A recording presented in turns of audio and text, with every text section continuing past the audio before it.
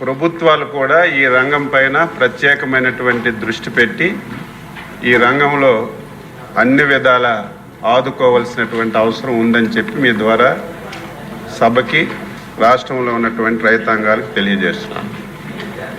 ఈ ప్రభుత్వం వచ్చి 14 మాసాలు అయింది అధ్యక్ష. ఇప్పటికే కేంద్ర ప్రభుత్వం వికసిత్ భారత్ 2047 అని ఒక టార్గెట్ పెట్టుకొని 15% వృద్ధి రేటు సాధించాలని చెప్పి ప్రధానమంత్రి గారు ఒక నిర్ణయం కూడా తీసుకున్నారు అధ్యక్ష. అందులో భాగంగా ఆంధ్రప్రదేశ్ రాష్ట్రంలో వ్యవసాయ రంగం మీద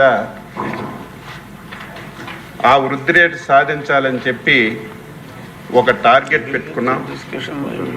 ఆ టార్గెట్లో భాగంగా 2024-25 సంవత్సరంలో 15.41% వ్యవసాయ అనుబంధ రంగాల మీద వృద్ధి రేటు సాధించామని చెప్పి సగర్వంగా చెప్పదలిచాను అధ్యక్ష. ఈరోజు వ్యవసాయంలో 22.98% సాధించాం. ఉద్యానవనంలో 21.29% సాధించాం. పశుసంవర్ధక శాఖలో 8.67% సాధించాం. మత్స్యశాఖలో 16.3% వృద్ధి రేటు సాధించామని చెప్పి ఈ సభ ద్వారా రాష్ట్ర ప్రజలకు తెలియజేస్తున్నాను అధ్యక్ష.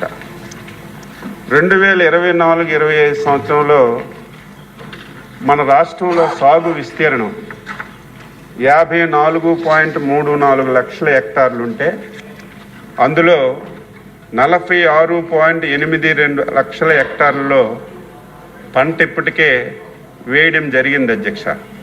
అంటే 87% భూమిలో ఇప్పటికే పంట మనం సాగు చేస్తున్నాం. ఖరీఫ్లో మనం 31.16 లక్షల హెక్టార్లు, అదేవిధంగా రబీలో కూడా ఏదైతే మనం మిగిలినటువంటి భూమి కూడా సాగు చేసి 95% ఈ రాష్ట్రంలో ఉన్నటువంటి సాగు భూమిలో పంటలు పండిస్తున్నామని చెప్పి సగర్వంగా మనం ఈ సభ ద్వారా తెలియజేస్తున్నాం అధ్యక్ష. ఈరోజు వ్యవసాయ రంగం పాత పద్ధతుల్లో చేస్తే వ్యవసాయ రంగానికి ఉపయోగం లేదు అధ్యక్ష. ఈరోజు సమాజంలో జరుగుతున్నటువంటి పరిణామాలు ఎప్పటికప్పుడు మనం అవగాహన చేసుకొని తద్వారా ఈ రాష్ట్రంలో వ్యవసాయ రంగం పైన దృష్టి పెట్టవలసినటువంటి అవసరం ఉంది. ఇప్పుడు వ్యవసాయ రంగంలో ప్రధానమైనటువంటిది డిజిటలైజేషన్ అధ్యక్ష.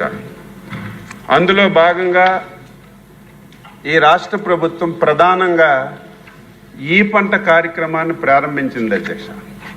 ఈ రాష్ట్రంలో ఏ రైతు ఏ పంట పండిస్తున్నాడనేది ప్రభుత్వం దగ్గర వివరాలు ఉంటే తప్పనిసరిగా రైతుకి అన్ని విధాలా మనం ఉపయోగపడచ్చనే ఉద్దేశంతో ఈరోజు ఈ పంట కార్యక్రమం తీసుకున్నాం.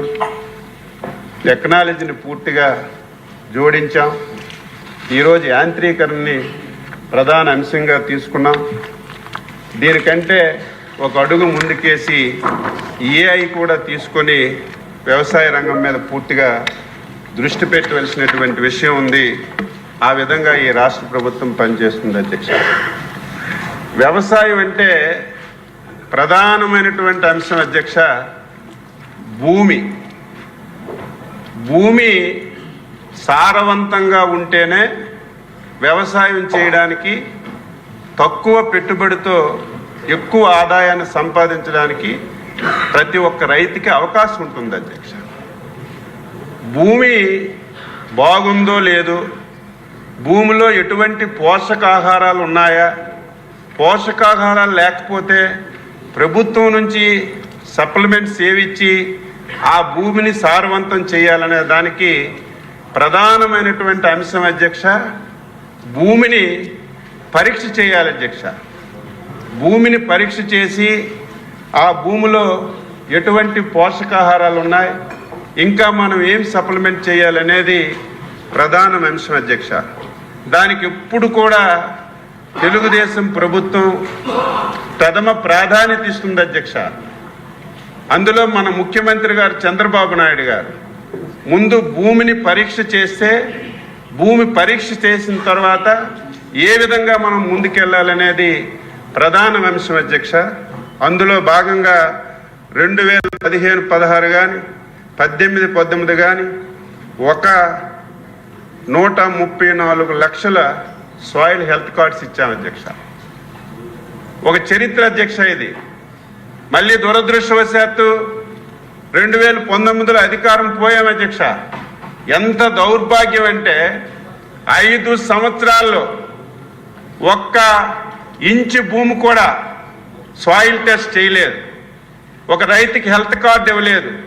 నీ భూమిలో సారవంతం ఈ రకంగా ఉంది, ఏ పోషకాహారాలు ఇవ్వాలని ఏదైతే వ్యవసాయానికి ప్రధానమైనటువంటి అంశం భూసార పరీక్షల అధ్యక్ష, 5 సంవత్సరాలు భూసార పరీక్షలు ఆపేశారు అధ్యక్ష. మళ్ళీ ప్రజల ఆశీర్వాదంతో రాష్ట్రంలో ఎన్డీఏ ప్రభుత్వం వచ్చిన తర్వాత మళ్ళీ భూసార పరీక్షలు ప్రారంభించాం. 2025-26లో 10.3 లక్షల నమూనాలు సేకరించి 6,51,841 పరీక్షలు చేశాం అధ్యక్ష. ఈరోజు ఎవరైనా సరే వాస్తవాలు మాట్లాడాలి. శాసనసభకు రారు, బయట ప్రెస్ మీట్లు పెడతారు. ఎవరు